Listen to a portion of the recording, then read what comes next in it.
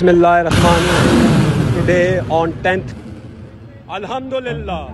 পহেলগাঁও সন্ত্রাসী হামলার জন্য ইসলামাবাদকে দায়ী করে 7 মে পাকিস্তানে হামলা চালায় ভারত। পরমাণু শক্তিধর দু দেশের মধ্যে শুরু হয়ে যায় সরাসরি সামরিক সংঘাত। 4 দিন চলে সংঘর্ষ। যুদ্ধটা ব্যাপক পরিসরে হলেও সামরিক হতাহতের সংখ্যা কম। ভারত স্বীকার করেছে তাদের 5 সেনা নিহত হয়েছে। পাকিস্তান বলেছে 11 জন সৈন্যের প্রাণ গিয়েছে তাদের। শুরুতে দু দেশের যুদ্ধ বিমান লড়াইয়ে অবতীর্ণ হলেও পরে লড়াইটা হয়েছে মূলত ড্রোন দিয়ে। ভারত লড়েছে ইসরায়েলের হারব ড্রোন দিয়ে। পাকিস্তানের হাতে ছিল তুরস্কের বায়রাক্তার। আসলে যুদ্ধটা এখন বদলে গিয়েছে। আগেকার দিনের মতো যেখানে মাটিতে দাঁড়িয়ে হাজার হাজার সৈন্য মুখোমুখি লড়াই করত, সেই যুগ যেন এখন শেষের পথে। এটি যুদ্ধের নতুন দৃশ্যপট, যেখানে সৈন্য নেই, ট্যাঙ্ক নেই, অথচ আকাশ ভরে গিয়েছে ছোট ছোট ড্রোনে। মাটিতে দাঁড়িয়ে সিদ্ধান্ত নিচ্ছে না কেউ। যুদ্ধের ফয়সালা করছে বহুদূরের কম্পিউটারের স্ক্রিনের সামনে বসা মানুষ, বা অনেক সময় সিদ্ধান্ত নিচ্ছে এআই, অর্থাৎ কৃত্রিম বুদ্ধিমত্তা। শুনতে অনেকের কাছে সায়েন্স ফিকশনের মতো লাগলেও এটাই আজকে যুদ্ধের বাস্তবতা। ইউক্রেন রাশিয়ার যুদ্ধ থেকে এর লক্ষণ স্পষ্ট। প্রতি মাসে ইউক্রেন যুদ্ধে হারাচ্ছে 10,000-এর বেশি ড্রোন। ছোট ড্রোনগুলো আসলে যুদ্ধক্ষেত্রে পরিণত হয়েছে ভোক্তা পণ্যে। সব ওয়ান টাইম ইউজ, ব্যবহার করো, ফেলে দাও। ড্রোনের দাম অনেক হলেও মানুষের জীবনের মূল্য তারও চাইতে বেশি।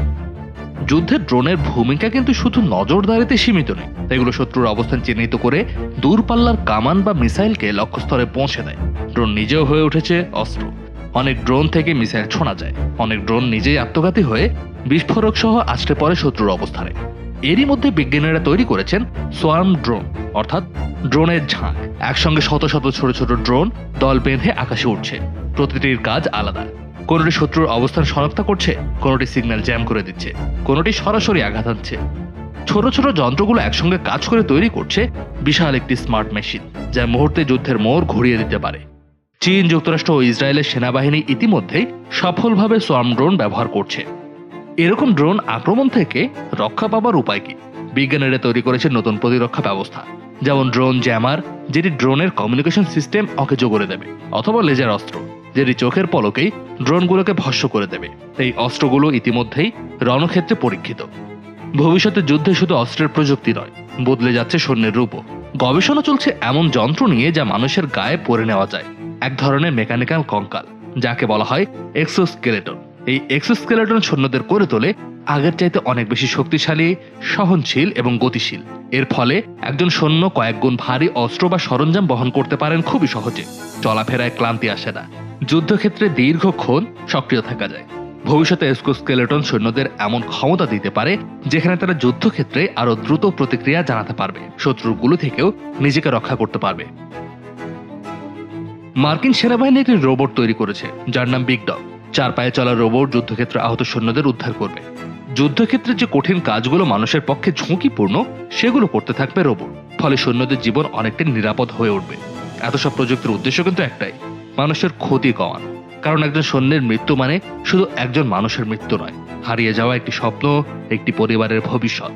কিন্তু প্রযুক্তির ভয়ঙ্কর ঝুঁকিও রয়েছে। কিছু দেশ এমন স্বয়ংক্রিয় অস্ত্র তৈরি করছে যা নিজেরাই সিদ্ধান্ত নিতে পারে কোথায় এবং কাকে আক্রমণ করবে। এই ধরনের অস্ত্রকে বলা হয় অটোনোমাস ওয়েপন বা স্বাধীন অস্ত্র। এই ধরনের অস্ত্র ভুল করলে মৃত্যু ঘটতে পারে শত শত মানুষের। যুদ্ধ এখন আর মাটিতে বা আকাশে সীমাবদ্ধ নয়, যুদ্ধ এখন হচ্ছে ইন্টারনেটেও। সাইবার যুদ্ধের মাধ্যমে শত্রুর রাডার, বিদ্যুৎ কেন্দ্র, এমনকি যুদ্ধজাহাজও অচল করে দেওয়া যায়। তাই আগামী যুদ্ধ হবে আরো স্মার্ট, আরো জটিল, আরো প্রযুক্তি নির্ভর। প্রযুক্তির উন্নয়নে যুদ্ধ হয়তো আরো যান্ত্রিক হবে, কম মানুষ মারা যাবে, কিন্তু যুদ্ধ কি থামবে? তথ্য প্রযুক্তির যুগে যুদ্ধ বোধহয় তখনই শেষ হবে যখন মানুষ যুদ্ধের কারণটাকেই প্রশ্ন করতে শিখবে। ততক্ষণ পর্যন্ত নতুন নতুন প্রযুক্তি এসে যুদ্ধের চেহারাটা পাল্টে দিতে থাকবে। আর যুদ্ধক্ষেত্র হবে এমন একটি জায়গা যেখানে একজন সৈন্যের চাইতে গুরুত্বপূর্ণ হয়ে উঠবে একটি চিপ, একটি ড্রোন কিংবা একটি মাউসের ক্লিক।